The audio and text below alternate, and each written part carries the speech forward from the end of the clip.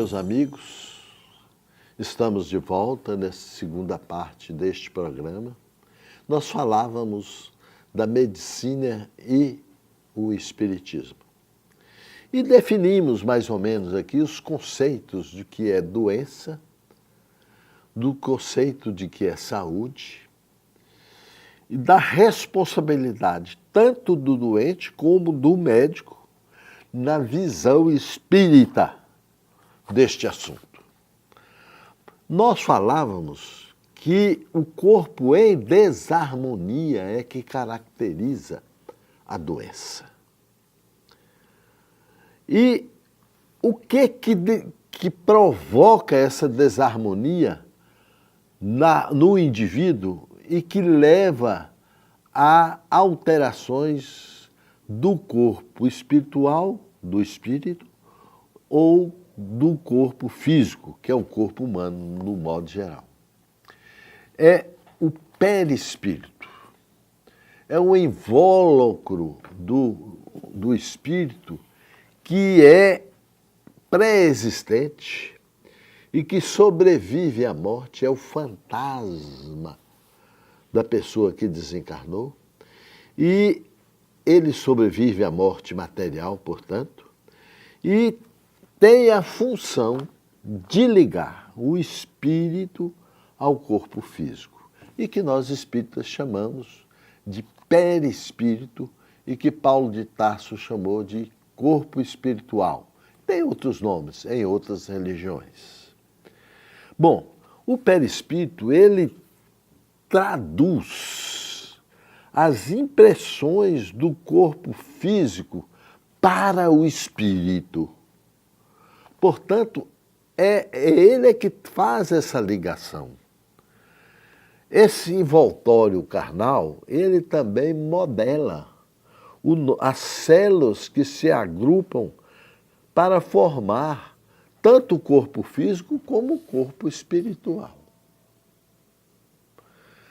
As qualidades e defeitos, faltas, abusos, vícios de existências passadas ficam impregnadas no perispírito da pessoa, mesmo depois que essa pessoa desencarna. E reaparecem numa próxima encarnação. Então, só aí a gente já vê o motivo da doença, o motivo da desarmonia.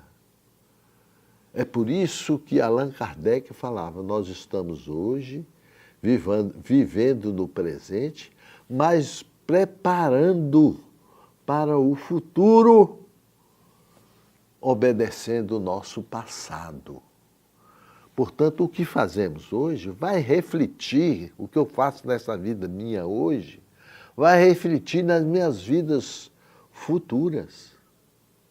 É por isso que eu tenho que procurar ser um cidadão de moral elevada, de uma mentalidade sadia, para que eu possa ter um corpo harmônico e também sadio na visão espírita.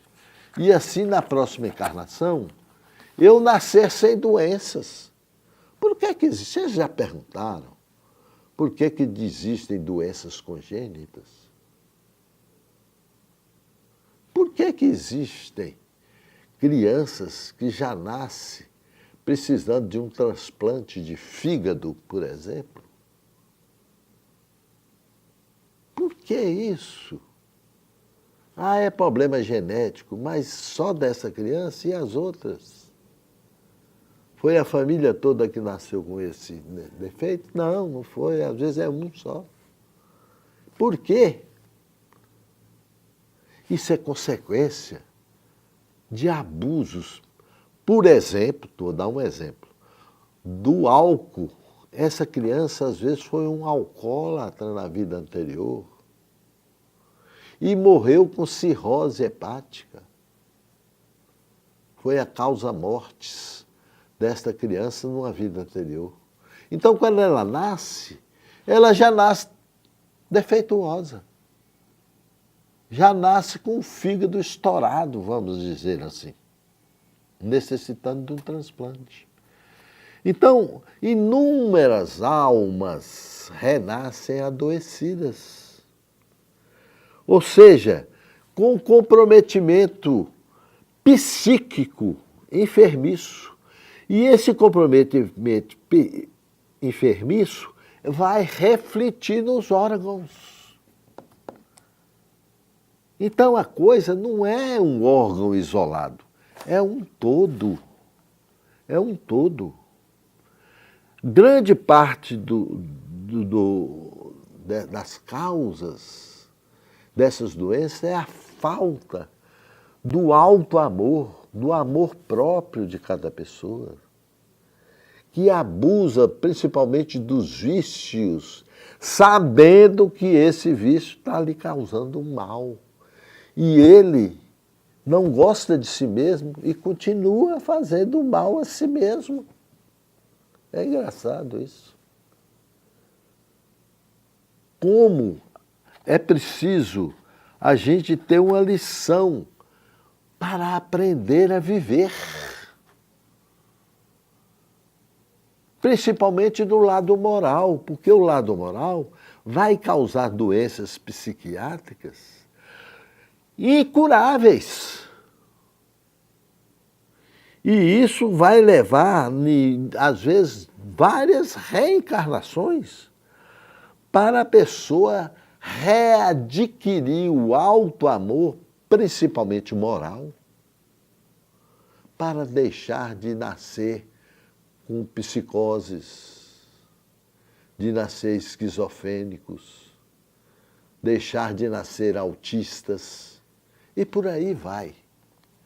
Então, meus irmãos, meus amigos, é preciso saber por que está existindo, por exemplo, praticamente uma epidemia de depressão no mundo. Hoje, a doença psiquiátrica mais comum, e a doença médica, talvez, uma exceção talvez as doenças cardiovasculares, mas as doenças médicas mais comuns, a depressão está entre elas. E o que é mesmo depressão? Qual é o conceito espírita da depressão? Na verdade, nós espíritas entendemos que a depressão é o cansaço de viver. É não aceitar a vida como ela é. A depressão é uma doença prisão que caça a liberdade da criatura rebelde, da criatura viciada em ter seus caprichos sempre atendidos. Isso é que é depressão. É o cansaço de viver. É a prisão que ela mesma faz para si, para desobedecer leis da vida que convoca a alma para mudança inadiável, ou mudanças para melhor. Todos nós somos convocados pelas pessoas amigas que já estão aqui conosco, ou pelas pessoas amigas que estão no plano espiritual, pelos espíritos melhores, mais evoluídos, nós somos diariamente convocados para mudanças de vidas, mudanças essas que às vezes são inadiáveis, para que nós possamos viver melhor. E vivendo melhor, nós termos a oportunidade de reagir e não aceitar uma realidade pessoal que nos leva ao cansaço de viver, que é a depressão. Então, é preciso nós termos 3 remédios que uma médica chamada Hermance Dufour, que é francesa, que quando criança ajudou Allan Kardec na psicografia dos livros básicos do Espiritismo, numa outra vida, não como Hermance Dufour, ela reencarnou como Hermance Dufour, ela fala o seguinte: primeiro, acreditar que merece ser feliz, quer dizer, o amor próprio. Que todo ser humano, ele é feito para ser feliz, mas ele tem que acreditar nisso. Segunda coisa, parar de encontrar motivos externos para as suas dores morais, as suas dores, até as dores físicas, as causas estão lá dentro, no íntimo da pessoa. Ela tem que olhar para dentro, para identificar essas diferenças, essas angústias, esses defeitos e corrigi-los. E terceiro e último, parar de pensar em felicidade para depois da morte e tentar ser feliz ainda agora. Agora, nós temos que tentar ser feliz agora, gente. Ah, pode deixar, na próxima encarnação eu vou ser feliz. Ah, depois que eu passar para o plano espiritual, tem até espíritas que falam isso. Depois que eu passar para o plano espiritual, agora é só sofrimento mesmo. A hora que eu desencarnar, eu vou ser feliz. Não. Você tem que ser feliz agora. Como? Fazendo mudança dentro de você. Progredindo, principalmente, moralmente falando. Isso é que é importante. E assim, meus amigos, nós encerramos este assunto e vamos passar para o terceiro bloco deste programa, onde responderemos perguntas dos nossos telespectadores.